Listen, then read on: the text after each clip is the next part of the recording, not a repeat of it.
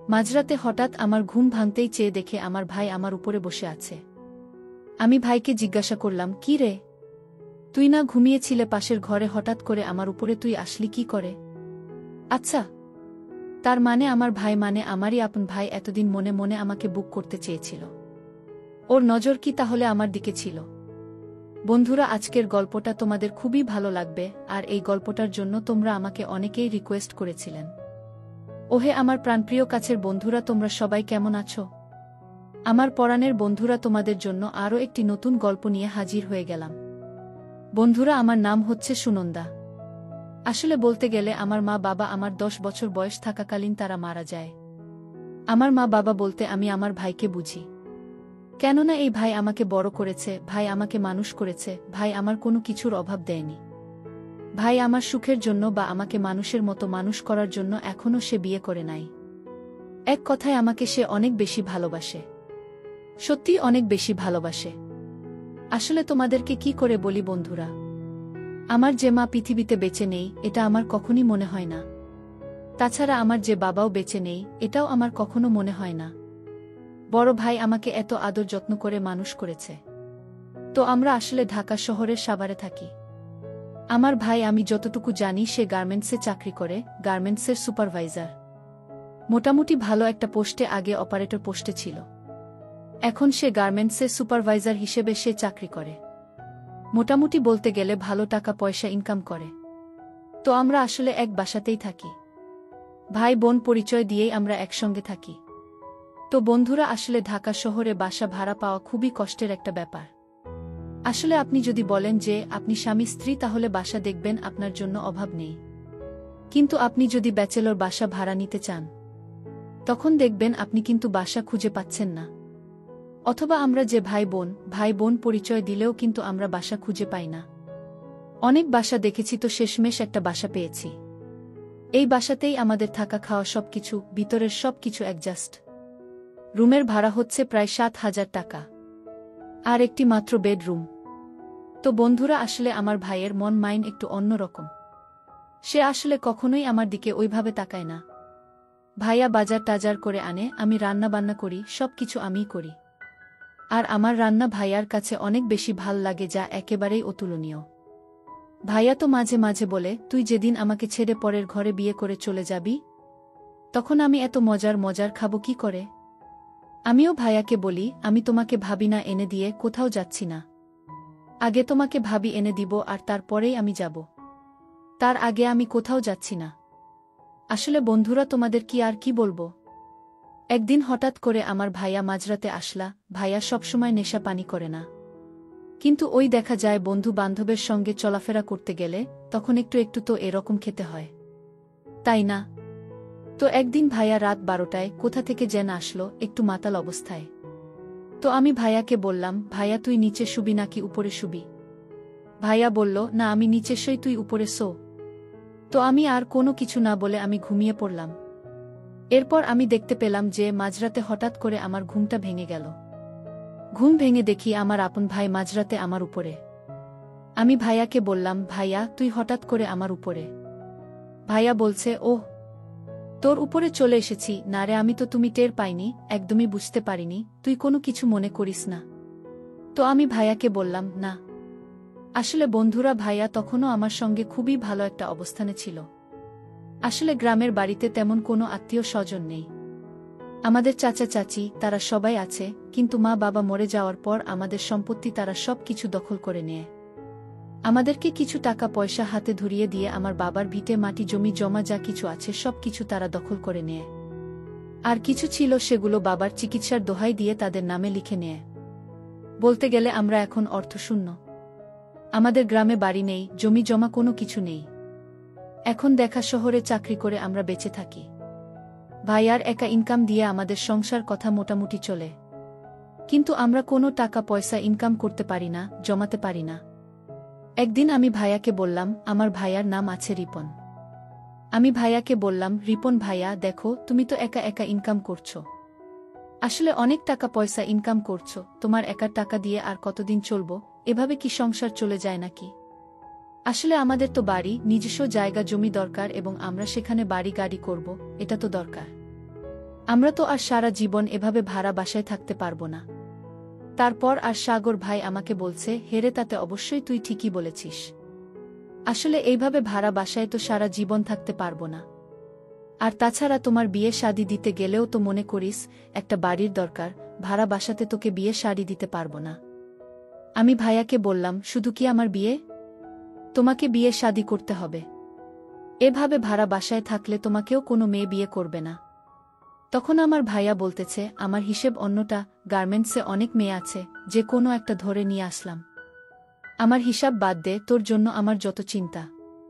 তো বন্ধুরা, আমাদের ভাই বোনের সংসারটা মোটামুটি বলতে গেলে এক প্রকার ভালোই চলছিল। কিন্তু ইদানিং আমি লক্ষ্য করি, রাত যত গভীর হয়, আমার ভাইয়া মোবাইলে কি যেন ভিডিও দেখে। কানের ভিতরে হেডফোন দিয়ে সে মারাত্মক লেভেলে ওই মোবাইলে একদম মোবাইল থেকে চোখ সরায় না। একদিন আমি দেখি ভাইয়া একদম ঘুমিয়ে পড়েছে। আর মজার ব্যাপার হচ্ছে, আমি ঘুমিয়েছিলাম কিন্তু হঠাৎ করে দেখি নিচে আলো জ্বলছে মোবাইলে। তখন বন্ধুরা, আমি ভাইয়ার মোবাইলটা অফ করতে গিয়ে দেখে কি দেখলাম আমি এটা? বন্ধুরা, আমি আমার নিজেকে একদমই বিশ্বাস করতে পারছিলাম না সেদিন। আসলে ভাইয়া মোবাইলের মধ্যে ওই সমস্ত ভিডিও দেখতেছিল। আমি আসলে আজ পর্যন্ত ভাইয়াকে কখনোই আমি এই ধরনের ভিডিও দেখতে দেখি নাই যে ভাইয়া এই ধরনের ভিডিও দেখেছে। বন্ধুরা, এটা আসলে খুবই আশ্চর্যজনক একটি ঘটনা। আমি আসলে ছোট থেকে এক ভাইয়ের কাছে বড় হয়েছি, কখনোই ভাইয়াকে এমন অবস্থায় বা এমন সিচুয়েশন আমি দেখি নাই। হঠাৎ করে আমার ভাইয়ার কি হলো? তবে হঠাৎ করে আমার মনে হলো, না, এভাবে আর কতদিন? ভাইয়ার তো বয়স হচ্ছে, ভাইয়ার প্রায় 28 বছর বয়স, আর কতদিনই বা একা একা থাকবে? আসলে আমাকে বট করতে গিয়ে আমার ভাইয়ার বয়স মোটামুটি ভালোই হয়েছে।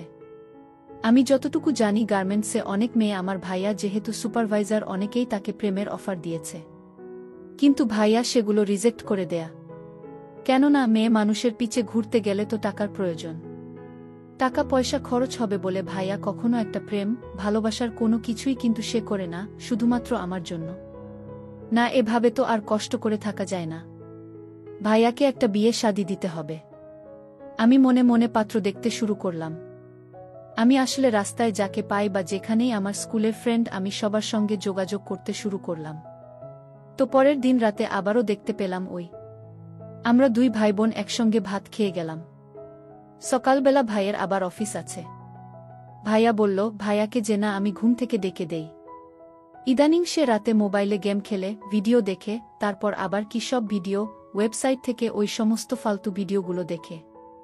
ঠিক আছে, আমাকে এগুলো বলে না, কিন্তু আমি তো বুঝি সব কিছু। তো ইদানিং দেখতে লাগলাম ভাইয়া আমাকে দেখতেছে, আমার কপালে হাত দিয়ে দেখতেছে আমি ঘুমিয়েছি কিনা। আমাকে আবার ডাক দিচ্ছে। আমার নাম সুনন্দা। আমাকে বলতেছে, কি রে সুনন্দা, তুই কি ঘুমিয়েছিস? আমি ভাইয়াকে ঘুমের মধ্যে বললাম, হ্যাঁ ভাইয়া, আমি ঘুমিয়েছে। তুমি ঘুমাওনি এখনো? তোমার তো সকালে অফিস আছে। আমি ঘুমের মতন এমন একটা ভাব করে ভাইয়াকে এই কথাটা বললাম। ভাইয়া বলল, এই তো ঘুমিয়ে যাচ্ছি। ঘুমিয়ে পড় তুই। আমি যদি সকালে না উঠি, তুই আমাকে সকালে ডেকে দিস। আমি বললাম, আচ্ছা ঠিক আছে। এই কথা বলে ভাই আবার আমাকে চোখ দিয়ে দেখতে লাগলো যে আমি সত্যিই ঘুমিয়েছি কিনা। বন্ধুরা, তখন আমি দেখি ভাইয়া মোবাইলে ওই সমস্ত ফালতু ভিডিও দেখেছে, আর এক হাত দিয়ে জোড়া জোড়ায় কি যেন করছে, আর একটু চিল্লাইতে আছে, কেমন যেন শব্দ করতেছে। আমি এটা দেখে একেবারে আর নিজেকে ঠিক রাখতে পারলাম না। আমি যেই ভাইয়াকে মনে করতাম, মনে মনে ভাবতাম, এই ভাইয়া আমার দেবতা, ভাইয়া আমার সব কিছু।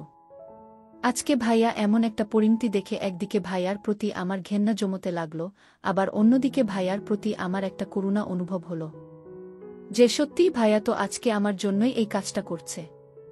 যে কোনো রিলেশন করে না, তার কোনো গার্লফ্রেন্ড নেই, কোনো প্রেম করে না। আসলে আমার খারাপ লাগে ভাইয়া যে হাত দিয়ে এই সমস্ত কাজ করে। আসলে নিজের কাছে খুব খারাপ লাগছে, আবার ভাইয়ার প্রতি একটা ঘেন্নাও জমছে। আবার এখানে তো ভাইয়ারও তো কোনো দোষ নেই। ভাইয়া তো আমাকে বলেছে আমি ঘুমিয়েছি কিনা, তো আমি তো ঘুমিয়েছি। এখন যদি ভাইয়া এই কাজ করে তাহলে তো সমস্যা নেই। আর আসলে বন্ধুরা, আমি আর নিজেকে একদমই ঠিক রাখতে পারলাম না। আমি ঘুম থেকে উঠে ডিরেক্ট ভাইয়ার বিছানায় গিয়ে আমি ভাইয়ার কোলে বসে পড়লাম। ভাইয়া তো আমাকে তার কোলে দেখে একেবারে হতবাক হয়ে গেল। ভাই আমাকে বলল, কি রে সুনন্দা, বোন, তুই এখনো ঘুমাস নাই? বোন দেখ, এবারের মতো আমাকে মাফ করে দে, আমি ভুল করে ফেলেছি বোন। তোকে আজকে আমি প্রমিস করছি, আমি আর আজকের পর থেকে আর জীবনেও এই সমস্ত ফালতু ভিডিও দেখব না। আর এগুলো খারাপ কাজ আমি আর করব না। ভাইয়ার মুখে আমি স্পষ্ট দেখতে পেয়েছি এতটা ভয় কাজ করছে, এতটা ভয় ভাইয়ার ভিতরে এর আগে আমি কখনো দেখি নাই। আমি ভাইয়াকে বলতে লাগলাম, আরে ভাইয়া, তুমি এত ভয় পাচ্ছে কেন এখন? আমাকে তোমার এত বেশি ভয় পেতে হবে না। ভাইয়া, আমি বেশ কিছুদিন যাবতই লক্ষ্য করছি তুমি এই কাজের সঙ্গে জড়িত। আসলে দোষটা তোমার না, দোষটা হচ্ছে আমার। তার কারণ হচ্ছে ভাইয়া, তুমি আমাকে বড় করতে গিয়ে, আমাকে মানুষ করতে গিয়ে তুমি নিজের সুখ, ইচ্ছা, ত্যাগ সবকিছু তুমি কোরবানি করে দিয়েছ। না, এভাবে আর চলতে পারে না। ভাইয়া, যতদিন তোমার বিয়ে না হচ্ছে বা যতদিন তোমার বিয়ে শাদী না হবে, ততদিন পর্যন্ত আমি তোমাকে এই সুযোগটা দিব, এবং আমার ভাবি যতদিন এই ঘরে না আসবে, আমি আজকে থেকে তোমার বউ হয়ে এই ঘরে থাকব। আজকে থেকে আমরা আর কোনো ভাইবোন হয়ে থাকব না। ভাইয়া আমার মুখে এই কথা শুনে সে আমাকে একটা থাপ্পড় মেরে দিল। আমি আসলে কখনো ভাইয়ের কাছ থেকে এমনটা আশা করিনি। যে ভাইয়া আমাকে মানুষ করতে গিয়ে আমাকে কোনো একটা ফুলের টুকাও আমার গায়ে ছুঁড়ে দেয় নাই, সেই ভাইয়া আজকে আমাকে এইভাবে আমার গালে একটা থাপ্পড় মেরে দিল। আমি এটা কখনোই আশা করতে পারি নাই। আমাকে যদি স্কুলে কোনো ছেলে বিরক্ত করত বা আমার দিকে যদি কেউ আমাকে প্রেমের অফার করত, আমি সাথে সাথে কেঁদে দিতাম। সেই ভাইয়া গিয়ে ওই ছেলেটাকে মেরে একেবারে তক্তা বানিয়ে দিত। সেই ভাইয়া কিনা আজকে আমাকে এইটুকু সামান্যর জন্য আমাকে এভাবে থাপ্পড় মারল। বন্ধুরা, আমি আসলে বিষয়টা একেবারেই নিতে পারি নাই। তারপর ভাইয়া আমাকে বলতেছে, দেখ সুনন্দা, আমি এই কাজটা করতে পারে? তুই আমার বোন, ঠিক আছে, আমার একমাত্র আপন বলতে তুই আছিস না, তোর সঙ্গে এই কাজটা আমি জীবনেও করতে পারব না। আর তুই এই কথাটা আমাকে কি বললি? এই জন্যই আমি তোকে একটা থাপ্পড় মেরে দিলাম, ঠিক আছে? এরপরে যদি তোর ন্যূনতম যদি শিক্ষা বা জ্ঞান যদি তোর থেকে থাকে, তাহলে আজকের পর থেকে তুই আর কখনো আমাকে এই ধরনের কোনো কথা বলবি না। তখন আমি ভাইয়াকে বললাম, ও আচ্ছা, তাই না? বন্ধুরা, ভিডিও মাঝখানে একটা কথা বলতে চাই। আমি তোমাদের আনন্দ দেওয়ার জন্য খুব কষ্ট করে ভিডিও বানাই।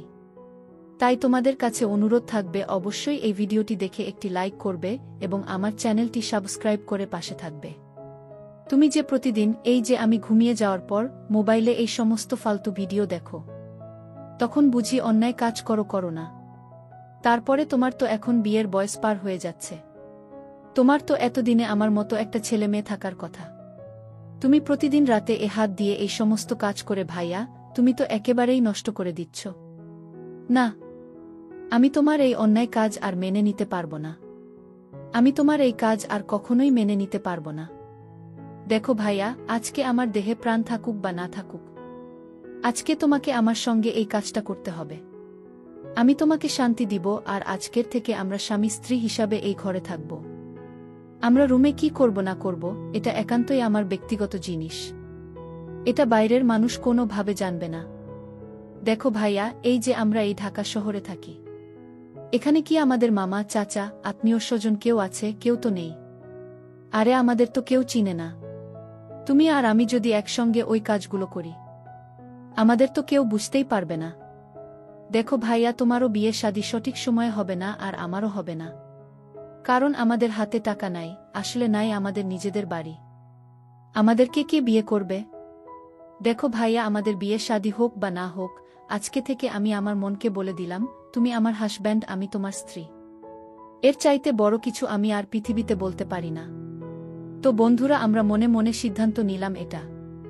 তারপর আমার ভাইয়া সেদিন সে খুবই বিরক্ত আমার উপর। সে এক প্রকার রাগ করেছে, জেদ, তার খুবই জেদ। আসলে সে আমাকে কোলে পিঠে করে মানুষ করেছে, কিন্তু সে আমাকে কখনো এই নজরে দেখে নাই। কিন্তু বন্ধুরা, আমি আমার ভাইয়াকে কখনো এই পুরুষের নজরে আমি দেখি নাই। কিন্তু আমার ভাইয়া দিনের পর দিন, রাতের পর রাত, সে তার নিজের জীবনটাকে নষ্ট করে দিচ্ছে। সে তো বিয়ে শাদী করলে কোনো কিছু করতে পারবে না। তার এই কষ্ট আমি আর মেনে নিতে পারি না। আমার খুব খারাপ লাগে। আসলে আমার ভাইয়া মা বাবা মারা যাবার পর আমার জন্য সে তার জীবনটা একেবারে নষ্ট করে দিয়েছে। আমি আর চুপ থাকতে পারলাম না। আমি বেঁচে থাকতে এই কাজ কখনো ভাইয়ের সঙ্গে হতে পারে না। বন্ধুরা, তারপরের দিন আমি ভাইয়াকে আবারও বুঝলাম, কিন্তু সে বোঝে না। ওই দিন রাত থেকে আমি আর ভাত খাওয়া একেবারে বন্ধ করে দিয়েছি। আমি সকাল দুপুর বেলার ভাত খাচ্ছি না। না, আমার সিদ্ধান্ত একেবারে অটুট। আমি একেবারেই খাওয়া দাওয়া বন্ধ করে দেব, যতক্ষণ না পর্যন্ত আমার ভাইয়া আমাকে মন থেকে মেনে নেবে। যতক্ষণ না পর্যন্ত আমার ভাইয়া আমাকে বলবে, ঠিক আছে, আজকে থেকে আমরা স্বামী স্ত্রী হয়ে আমরা এই কাজ করব। ততক্ষণ পর্যন্ত আমি একটা দানা পানিও খাব না। আর এই বলে আমি গত 2 দিন যাবৎ না খেতে খেতে একেবারেই অসুস্থ হয়ে পড়েছি। আমার ভাইয়া গার্মেন্টস থেকে এসে দেখে এই অবস্থা। সে আমাকে হাসপাতালে নিয়ে গেল এবং ডাক্তার বলল, আসলে রোগীর অবস্থা খুবই খারাপ। তখন আমার ভাই আমাকে বলল, সুনন্দা, এত জেদ মানায় না বোন। তুই কেন এমন কাজ করছিস বলতো? দেখ, আমি এটা পারব না। আমিও ভাইয়াকে সোজা বলে দিয়েছি, তুমি যতক্ষণ রাজি না হবে আমিও তোমার বোন, সেই একই রক্ত আমার শরীরে আছে। আমিও একটা দানাও খাব না। দরকার পড়লে আমি মরে যাব। এই জীবন আমি রাখব না, কিন্তু বেঁচে থাকতে অন্তত তোমার এই কষ্টটা আমি মেনে নিতে পারব না। তখন আমার ভাই আমার জেদের কাছে সে হার মানল। সে আমাকে বলল, ঠিক আছে, তুই চাস তো? ঠিক আছে, আমি রাজি। তখন বন্ধুরা, আমরা বাসায় গিয়ে আসলে আজকে থেকে আমরা মনে মনে শপথ করে নিলাম যে আমরা স্বামী স্ত্রী। আমাদের বিয়ে শাদী লাগবে না। আমরা নিজেরাই একটা ছোট্ট সংসারে ঢাকা শহরের বুকে তৈরি করব। তারপর আমাদের সুখের সংসারে আর কোনো ঝামেলা থাকবে না। ভাইয়া চাকরি করে আর আমি রান্না বান্না করি। আর রাতে আমাদের এটা চলে।